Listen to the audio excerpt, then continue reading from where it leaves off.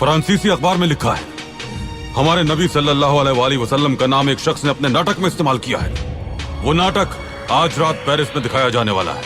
हमारे नबी की तौहीन की जा रही है और हम कुछ नहीं कर सकते।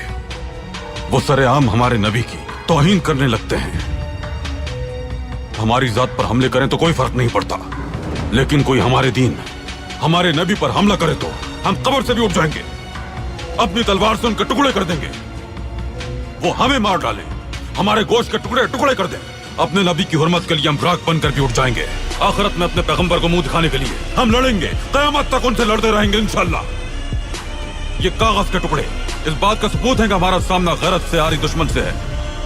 हम उनके जैसे नहीं बन सकते, लेकिन अपने दिफा से भी गुरेज नहीं करेंगे।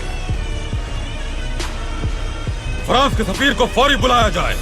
जो आपका हुक्म मेरे सुल्तान।